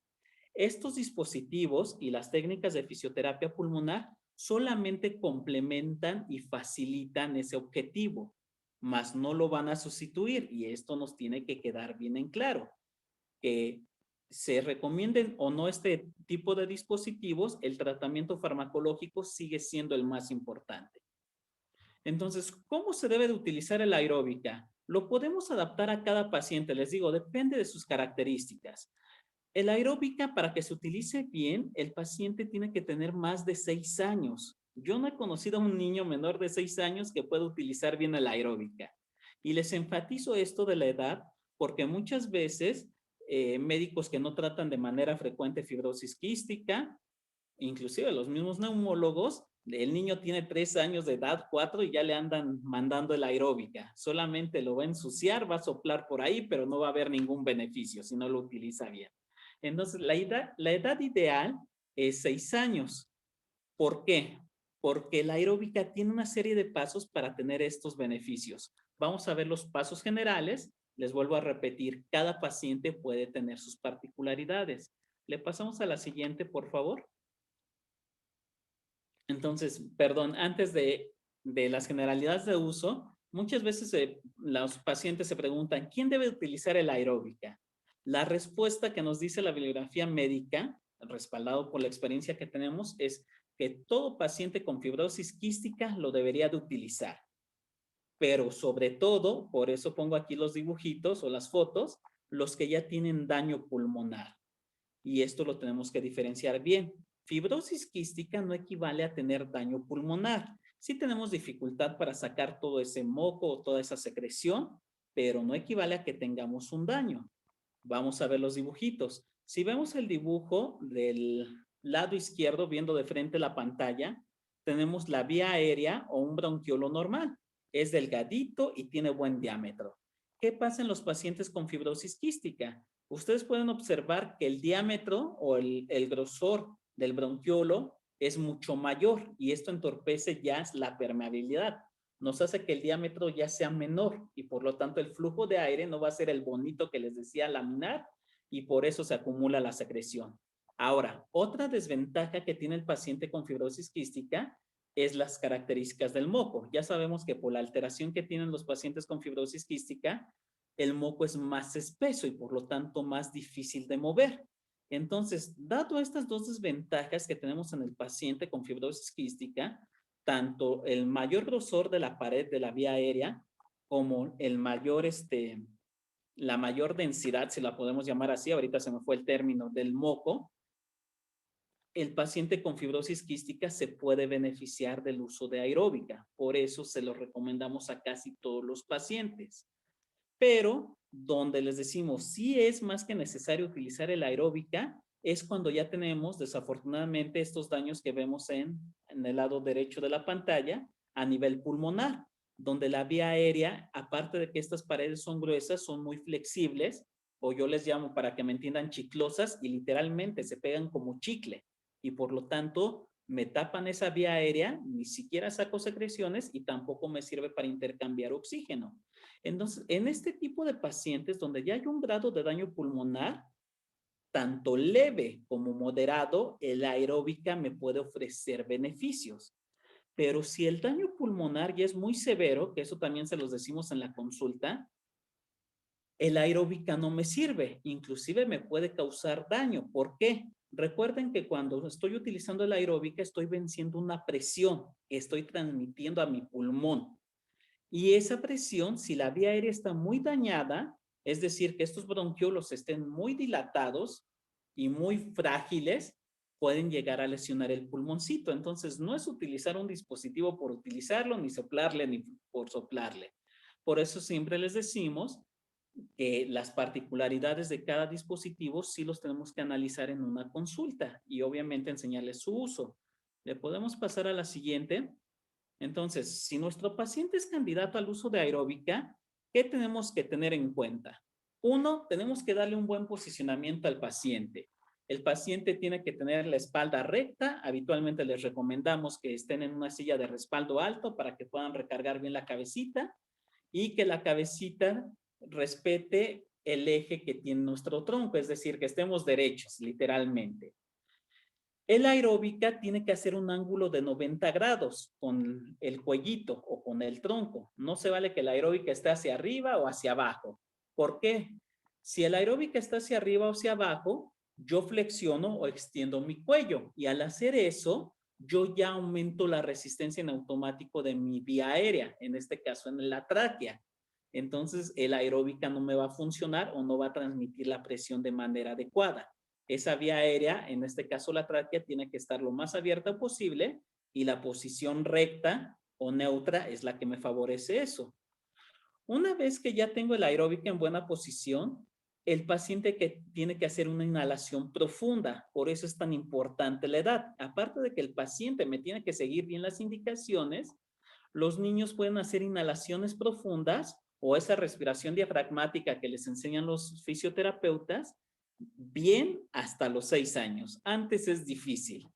No la coordinan, no la hacen, no desciende bien el diafragma y no inflan la pancita, que es la inhalación profunda que estamos viendo aquí. Entonces, si no hay inhalación profunda, que es lo que me da una presión negativa inicialmente, no va a haber una buena presión positiva y por lo tanto la aeróbica no me va a servir de nada. Entonces, tengo que hacer que el paciente haga una inhalación profunda y que aparte de meter ese aire de manera profunda, me pueda retener esa respiración de 2 a 3 segundos. Tampoco un niño más pequeño lo va a poder hacer. Un niño mayor de 6 años ya me logra esto. Después de que aguanta literalmente la respiración de 2 a 3 segundos, ahora sí le vamos a decir que exhale y obviamente esa exhalación o esa salida del aire va a ser a través de la aeróbica. Y la salida de aire tiene que ser de 3 a 4 veces más prolongada que lo que me tardé en meter el aire. Ese es el gran secreto de la aeróbica. Tanto para que esa presión que estoy venciendo se transmita bien, como para que el flúter o el vibrador que tiene anexo a la aeróbica también pueda tener su efecto. Después de que ya hice este ciclo completo, tengo que hacer de 10 a 20 repeticiones. El número puede variar de acuerdo a las características del paciente, pero bueno, la regla general es de 10 a 20 repeticiones. Y una vez que hago estas repeticiones, le pido a mi paciente que tosa y le van a dar ganas de toser.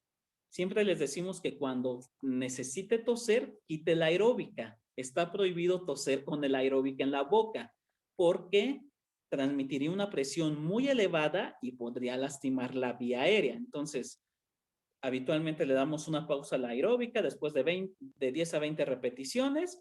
Hacemos que tosa 3 veces y que la tos venga desde abajo, como le decimos, para que sea efectiva y saque toda la secreción y volvemos a repetir estos ciclos. Y el uso total de la aeróbica es de 10 a 20 minutos. Lo recomendamos utilizar para que realmente cumpla su finalidad 30 minutos después de las micronebulizaciones. Sí es cierto que la aeróbica se puede adaptar a las nebulizaciones y trabajarse entre comillas cuando se está nebulizando el paciente, pero realmente es difícil que hagan bien estos pasos para el uso de la aeróbica y que tengamos los beneficios.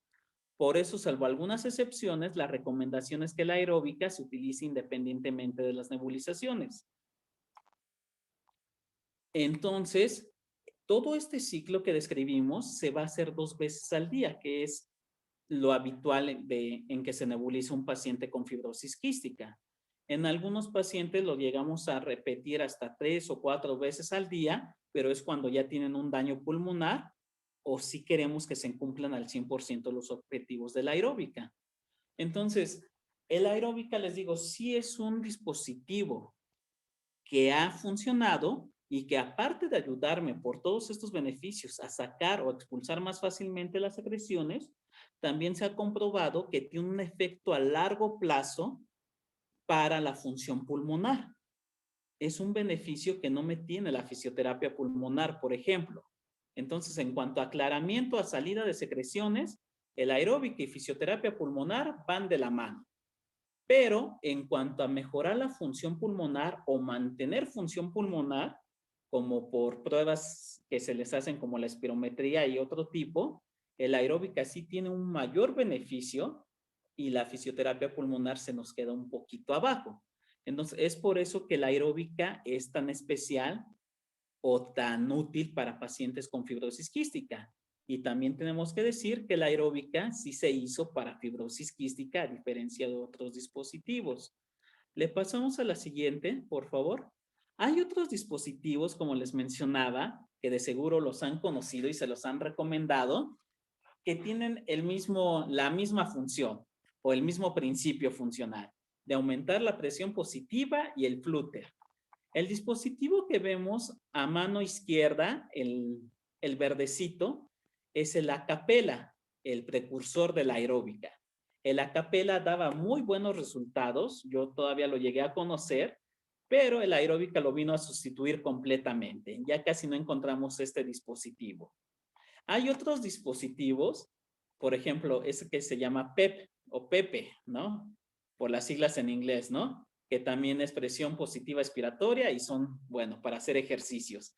Este tipo de dispositivos no se hicieron especialmente para fibrosis quística y la bibliografía médica no ha comprobado que tengan los beneficios que describimos de la aeróbica. La empresa van a decir, sí, sí tienen el mismo beneficio, pero realmente por estudios médicos y por estudios clínicos no se ha comprobado. Tenemos otros flúters un poco más sencillos, como el que está en la parte inferior, el azulito, que también tienen una valvulita vibratoria. Igual, no sabemos, porque no viene especificado, qué tan rápido vibre eso, que eso también es muy importante. Ese flujo de bonito en el pulmoncito que les digo que tenemos, que se llama flujo laminar, que es el que finalmente arrastra las secreciones, y ese movimiento de los cilios que tenemos, tiene una frecuencia muy específica y los dispositivos que nos ayudan para respetar esta frecuencia son los que vibran de 10 a 20 Hz. Entonces, si un dispositivo no me ofrece una vibración de 10 a 20 Hz, es un dispositivo que no me va a respetar la función normal de mi pulmón y que por lo tanto no me va a ayudar mucho para la salida de secreciones con todos los beneficios que ya describimos de la aeróbica. Entonces, la desventaja de estos dispositivos es que muchas veces el manual técnico del fabricante no nos viene a qué frecuencia pueden vibrar o qué frecuencia pueden alcanzar. Entonces, si yo no estoy seguro que respeten una frecuencia normal o fisiológica de mi pulmoncito, mejor no los utilizo. Y sobre todo si ya hay un dispositivo que sí mostró todos esos beneficios y que respeta la función normal del pulmoncito. Entonces, como estos dispositivos que tenemos en pantalla, hay muchísimas marcas, muchísimos modelos, pero realmente les digo, no se hicieron para pacientes de fibrosis quística, se hicieron para otro tipo de enfermedades.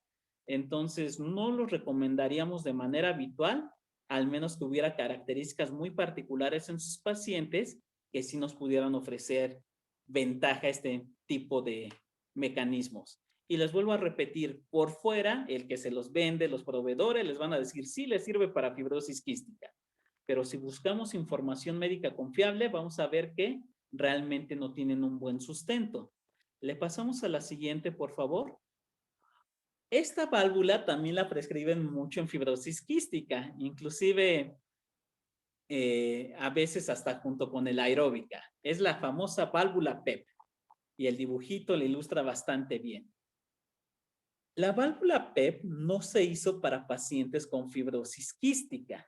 Equivaldría un poco a la parte de arriba de la aeróbica, pero esta válvula PEP que ven en pantalla, que también prescriben mucho luego para fibrosis quística, no se hizo para pacientes con fibrosis quística y no ha demostrado que sirva mucho en pacientes con fibrosis quística. Me explico. Bueno, aquí nos preguntan, ¿cuál es la frecuencia de resonancia de los pulmones? La frecuencia en Hertz que la medimos en el pulmón habitualmente va de 12 hasta 20 Hz, que es lo que respeta la aeróbica, por ejemplo, y que ahorita que comentemos del chaleco percutor también respeta esa frecuencia de percusión. Entonces, esta válvula, les digo, no se hizo para fibrosis quística, aunque la prescriben para fibrosis quística. Si ustedes ven, a diferencia de la válvula de fibrosis quística, esta sí tiene numeritos y sí modula. Me están preguntando que por qué la utilizan luego los neumólogos. Los neumólogos no es parte de su preparación la instrumentación en enfermedades respiratorias o el uso de estos accesorios en enfermedades respiratorias. Entonces, muchas veces al neumólogo lo visita directamente el de la empresa y le dice, este dispositivo sirve para X enfermedad. Y el neumólogo, como no es parte de su preparación, dice, bueno, si el proveedor me dijo que servía, sirve y se le empieza a dar a sus pacientes. Nosotros en el área de rehabilitación sí tenemos experiencia con este tipo de válvulas, porque no solamente vemos fibrosis quística, vemos otras enfermedades pulmonares y sabemos cuál es el dispositivo que se adapta más para las características de X enfermedad. Entonces, tal vez muchas veces es por eso que se prescriben dispositivos que no son adecuados, porque no entran dentro del campo de acción o de las competencias del especialista que lo está prescribiendo o recomendando. Entonces, vuelvo a esta válvula PEP y quiero enfatizar esto. Les digo, no se hizo para fibrosis quística. Si se dan cuenta, esta válvula tiene numeritos graduados que van del 5 al 20, que es la presión que vence el paciente cuando sopla. No se debería de utilizar de manera habitual la válvula PEP en fibrosis quística, pero si me la dieron y no tengo la aeróbica, bueno, la podemos utilizar, pero no sería lo ideal. Y les digo, solamente cumpliría la función de válvula PEP de la aeróbica, pero no tendría la ventaja del flúter o del vibrador. Pero les explico por qué no es lo ideal, aunque si no queda de otra o si la tengo, posiblemente sí me ofrezca beneficios. La válvula PEP, como les digo, sí gradúa la resistencia que nos da. Gradúa hasta 20 centímetros de agua, que ya es una resistencia considerable. El aeróbica, si se dan cuenta, en su graduación, que eso se me olvidó comentarles, solamente tiene como una palanquita que va cambiando en 5 resistencias. Y esas 5 resistencias en los modelos viejitos no tenían ningún número y en los modelos un poco más actuales van del 1 al 5. La resistencia que me ofrece la aeróbica no es tan grande. Aunque el fabricante tampoco lo especifica en el aeróbica, la resistencia que me da la aeróbica por mucho es de 10 centímetros de agua, a diferencia de estas válvulas que alcanzan hasta 20. ¿Por qué una válvula PEP me da más resistencia que la aeróbica propiamente dicho? Porque esta válvula que tenemos en pantalla se hizo para otro tipo de pacientes, no para pacientes con fibrosis quística.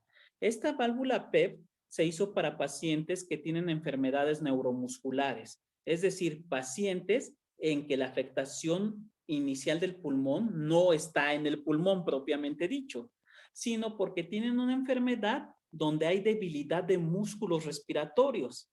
Y la válvula PEP se hizo para fortalecer esos músculos respiratorios. En este caso, los que nos ayudan a sacar el aire.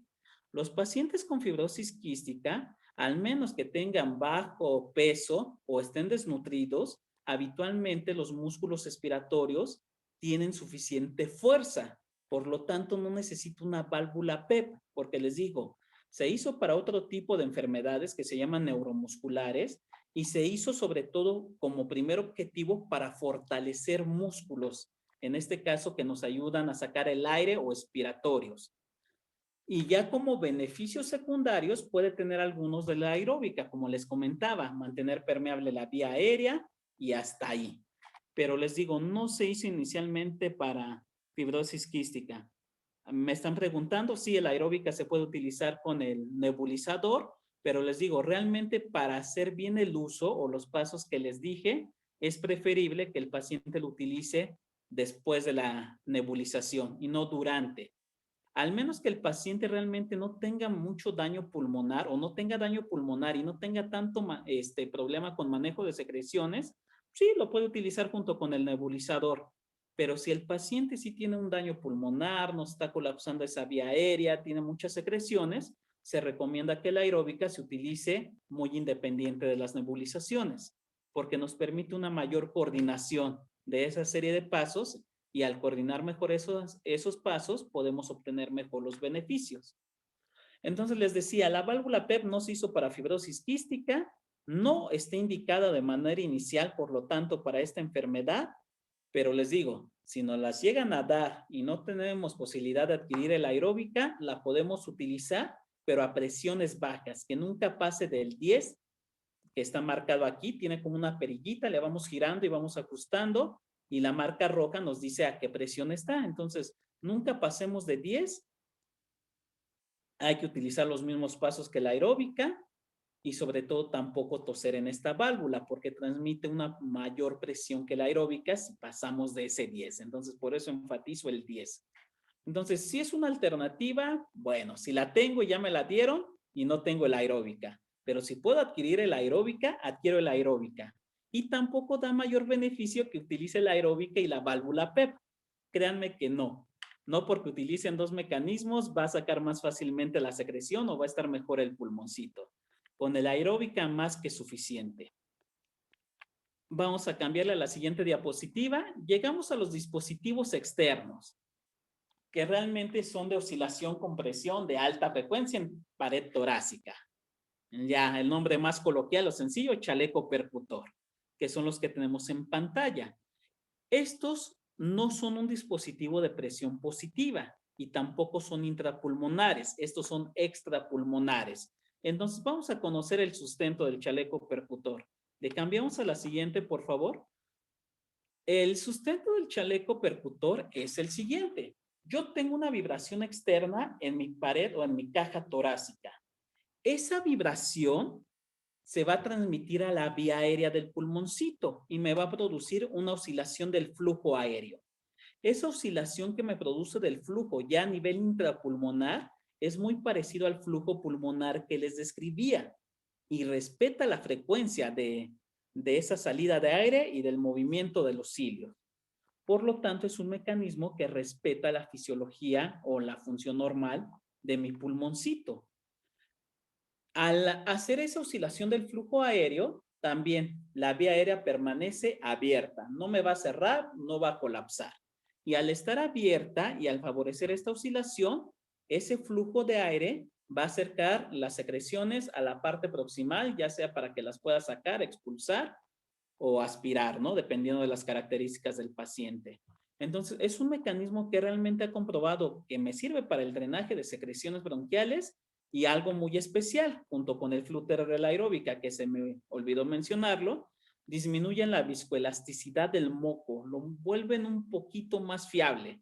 Obviamente, el mayor efecto es con la alfa-dornasa, pero bueno, estos mecanismos vienen a favorecer un poquito esa disminución de viscoelasticidad y se puede sacar más fácilmente. El chaleco que tenemos en pantalla es el de uso más común, aunque ya hay más modernos. Pero en la pantalla, creo que no se ve muy bien la fotografía, tenemos tres cosas que podemos modular en el chaleco percutor. Tenemos el tiempo que se recomienda para uso de chaleco percutor es de 15 a 20 minutos. El que yo se lo ponga más tiempo a mi paciente no me va a ofrecer mayores beneficios. Con ese tiempo es más que suficiente. Para un bebé de 11 meses me están preguntando, realmente no está recomendando ningún dispositivo. Los niños menores de 2 años deben de utilizar pura fisioterapia pulmonar, por eso ahí es muy importante la fisioterapia pulmonar, que sobre todo va a ser pasiva. El chaleco percutor se puede utilizar a partir de los 2 años de edad. Obviamente hay que conseguir el tamaño adecuado para mi paciente. Tal vez esta sería una ventaja del chaleco percutor sobre la aeróbica. El aeróbica sí necesito al menos 6 años de edad. El chaleco percutor está indicado desde los 2 años de edad, pero obviamente tengo que conseguir el chaleco adaptado al tamaño de mi paciente. Entonces, les comentaba, el chaleco percutor tiene 3 parámetros básicos para modificar, independientemente del modelo. Uno es el tiempo. Les digo, lo ideal es 15 a 20 minutos, logramos el efecto deseado. Segundo, es la intensidad. La intensidad no debe de pasar de 6. Entonces, con una intensidad de 4 a 6, más que suficiente. Y con lo que sí debemos de jugar un poco es con la frecuencia. Hay muchos protocolos o muchas recomendaciones médicas de cómo se debe utilizar el chaleco percutor. Lo mejor, y volvemos a lo mismo, para respetar la función normal del pulmoncito, es de ir de menos a más. Entonces, igual les digo, depende de características particulares de cada paciente, pero como regla general, los primeros 10 minutos de uso del chaleco percutor, la frecuencia o los hertz deben de ser de 12 a 14. Y los últimos 5 a 10 minutos, si prolongamos el tiempo 20 minutos, lo podemos subir a 18 hertz. Con eso respeto la función fisiológica del pulmoncito y mejoro realmente el aclaramiento o la salida de secreciones. Hay protocolos que dicen cada 5 minutos hay que ir subiéndole 2. Entonces, le suben de 12, 14, 16 y 18. También ese protocolo es válido, aunque es más complejo porque hay que irle cambiando la frecuencia al chaleco percutor. Pero ambos son buenos. Entonces, la regla siempre es ir de una menor vibración, nunca debe ser menor a 12, a una mayor, máximo de 18. ¿El chaleco puede llegar a 20 de vibración? Sí, pero es raro que lleguemos a 20. Se puede llegar no hay mayor beneficio y tampoco le va a perjudicar a mi paciente. Entonces, el chaleco también a nivel de estudios clínicos ha demostrado que es muy eficiente para el manejo de secreciones. Y sobre todo, pues es obvio para pacientes que no me cooperen muy bien o que no sepan utilizar bien el aeróbica. Lo ideal es combinar un dispositivo de presión expiratoria oscilante con un dispositivo percutor extratorácico, es decir, la combinación ideal sería la aeróbica con el chaleco percutor. Ojo, no todos los pacientes requieren esta combinación, porque muchas veces se estresan como padres o familiares de pacientes con fibrosis quística de que tengo que tener chaleco percutor porque lo tengo que tener. No es así. Si llegamos a utilizar bien el aeróbica, no tengo un daño pulmonar moderado en mi paciente y aparte se complementan con técnicas de fisioterapia pulmonar, se cumple este objetivo de aclaramiento de secreciones bronquiales y el chaleco no me va a ofrecer mayores beneficios. Entonces no se tienen que estresar tanto en ese aspecto.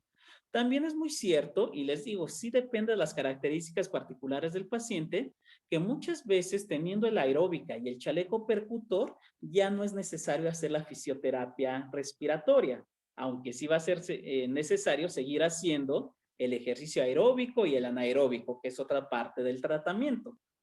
Entonces, sí podemos sacar muchas combinaciones de quién utiliza aeróbica, quién chaleco percutor, quién las dos cosas, quién fisioterapia pulmonar, pero esas combinaciones, les digo, sí las tenemos que analizar para las características de cada paciente. Esto no es receta de cocina. No es de que todos los pacientes con fibrosis quística, no me importa la edad, si tiene daño pulmonar o no, si tiene otras comorbilidades, todos obligatoriamente chaleco percutor y aeróbica. No es así. Entonces, les digo, esta es información general.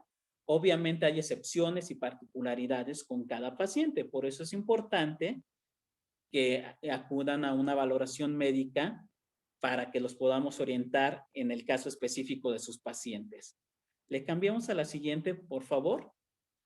Hay otros dispositivos que quiero que conozcan y con eso voy a finalizar esta participación, que muchas veces también se los venden para pacientes con fibrosis quística, mas no han comprobado su uso adecuado. Hay un mecanismo que están viendo en pantalla que se llama IPB. Es una presión percutoria intrapulmonar. Este IPB habitualmente lo utilizamos en hospitales, pero también se vende para uso domiciliario. No se hizo para fibrosis quística, aunque se los quieran vender, y el paciente con fibrosis quística no lo requiere, al menos que sea un paciente con fibrosis quística que ya tiene muy deteriorada la función pulmonar, que no me pueda hacer la función adecuada de músculos respiratorios. Sí puedo utilizar IPB, aunque la experiencia es muy limitada en pacientes con fibrosis quística. Este mecanismo, por medio de una mascarilla, administra percusiones y son de alta frecuencia, aunque en el pulmoncito la frecuencia se vuelve baja por algunas características propias del pulmoncito. Pero bueno, es una frecuencia elevada y lo que hace es literalmente también ferulizar la vía aérea, me la abre. Pero aparte de hacer esa frecuencia, va a jugar con flujos, alto y bajo flujo. Y el alto y bajo flujo con el que juega este mecanismo es el que me permite movilizar la secreción o el moco de la vía aérea más pequeña a la más grande y me permite sacar la secreción. Aparte, para los pacientes que ya tienen mucho daño pulmonar, donde les digo que es muy fácil que se colapse y se pegue la vía aérea, o sea, literalmente ya no me sirva la vía aérea, este tipo de frecuencia me ayuda para que el alveolo poco a poco vaya abriendo y vuelva a llenarse de airecito y me vuelva a servir para intercambio gaseoso. Les digo, sí se ha utilizado en algunos pacientes con fibrosis quística, pero son pacientes que ya tienen un daño pulmonar de moderado a severo, que afortunadamente son los menos de nuestros pacientes. Idealmente de uso intrahospitalario, sí se puede llegar a prescribir para uso de domicilio, pero si se los llegan a vender, yo les diría, si su paciente está bien o el daño pulmonar es leve y ya tiene otros dispositivos, es un gasto excesivo y realmente no le va a ofrecer mayor beneficio. Siguiente diapositiva, por favor. Otro aparato que también luego les venden para pacientes con fibrosis quística es la famosa máquina de tos que tenemos en pantalla, que realmente su nombre correcto son sistemas mecánicos de insuflación-exuflación. Este tipo de aparato o de dispositivo tampoco se hizo para pacientes con fibrosis quística. Eso tiene que quedar bien en claro. También se hizo para pacientes de los que les decía que se llaman pacientes neuromusculares. El problema de manejo de secreciones no es por la característica del moco ni por un daño pulmonar, sino es por la debilidad de sus músculos. En este caso, tanto los que nos ayudan a meter como a sacar el aire. Sí se ha llegado a utilizar en pacientes con fibrosis quística, pero ya casi cuando están previos al trasplante pulmonar o el daño pulmonar es muy severo. En otras circunstancias no es recomendable el uso. Lo que tiene este aparato de tos es que juego con presiones inspiratorias y expiratorias, o presión negativa y positiva. Le hago un cambio brusco de presión. Con la pantallita lo programo, le hago el cambio brusco de presión y de esa manera me saca la secreción o me la acarrea. Y como lo dice en pantalla en negritas, compensa el esfuerzo expiratorio. Solamente les digo, para pacientes que tienen debilidad de músculos inspiratorios, que no es característico de fibrosis quística. Es raro que el paciente con fibrosis quística no tenga buena fuerza en sus músculos inspiratorios. Tal vez no los utilice bien, pero eso no equivale a que no tenga la fuerza, que son cosas muy diferentes. Entonces, no es un dispositivo que utilicemos de manera rutinaria en pacientes con fibrosis quística. Sí se los van a querer vender, obviamente, y les van a decir que es las mil maravillas y que aunque no coopere su paciente, le sacan las secreciones porque se las sacan. Pero les digo, no se hizo para fibrosis quística y no me ofrece mayor beneficio que otros dispositivos más económicos como el chaleco percutor o como la aeróbica. Le pasamos a la siguiente. Hay otros mecanismos también, y ya con esta diapositiva ahora sí finalizo, que también ayudan para sacar secreciones, pero no se hicieron para fibrosis quística. Estos dispositivos, como el que vemos en la parte superior, que es el Vibralong, es por medio de ondas sonoras. Literalmente las ondas sonoras entran por la boquilla que estamos viendo en pantalla, y es lo que mueve la secreción. Pero estos dispositivos a base de ondas sonoras se hicieron para enfermedades igual, que tienen mal manejo de secreciones, pero el moco no está modificado, como en pacientes con fibrosis quística. Este tipo de dispositivos, por ejemplo, se hizo con pacientes adultos que tienen EPOC, enfermedad pulmonar obstructiva crónica, que los menos de los pacientes que tienen esta enfermedad llegan a tener secreciones. Este dispositivo se hizo para esos pacientes, pero para fibrosis quística no ha demostrado mayor beneficio. Entonces, hay muchas marcas, hay muchos modelos que imitan al Vibralong. Es algo caro, pero no ha ofrecido mayor beneficio con pacientes con fibrosis quística. También se los van a llegar a ofrecer, no nos sirve de mucho.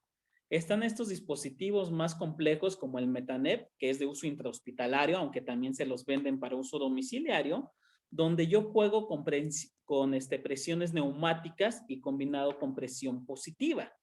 Y sí lo tengo que calibrar bien, porque el meter una presión neumática puede dañar el pulmoncito si no lo sé utilizar o si el pulmón ya presenta cierto grado de daño. Entonces, son dispositivos que también se hicieron para manejo de secreciones y les vuelvo a repetir, pero no para fibrosis quística o no para particularidades que tienen mis pacientes con fibrosis quística. Entonces, salvo que a nivel médico, sobre todo a nivel intrahospitalario, los recomendemos, no son de uso rutinario y no han demostrado en estudios clínicos mayor beneficio en fibrosis quística que los dispositivos que combinamos.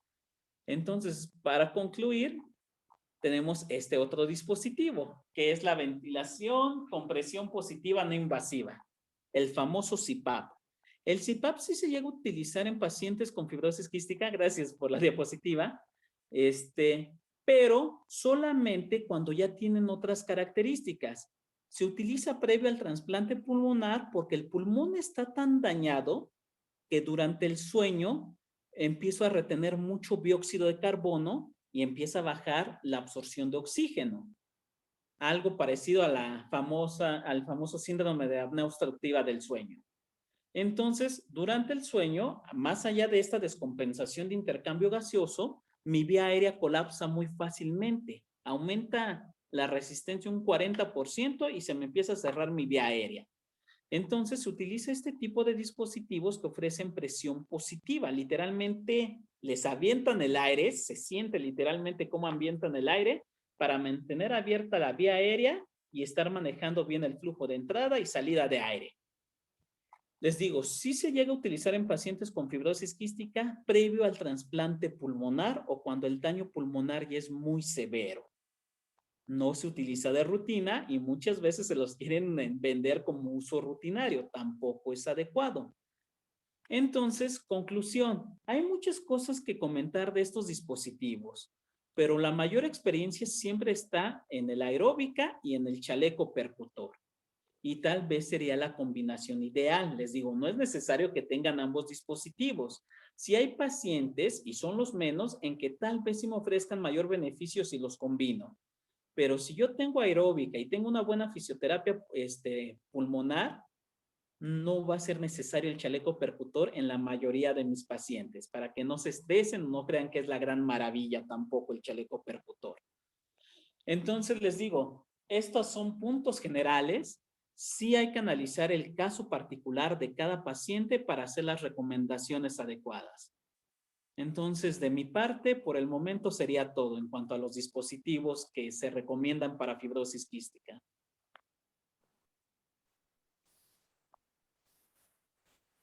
Giovanni, muchísimas gracias. Fuiste respondiendo varias de las preguntas que han ido haciendo a lo largo de tu presentación. Sin embargo, tengo otras acá en Facebook. Déjame hacértelas rápidamente.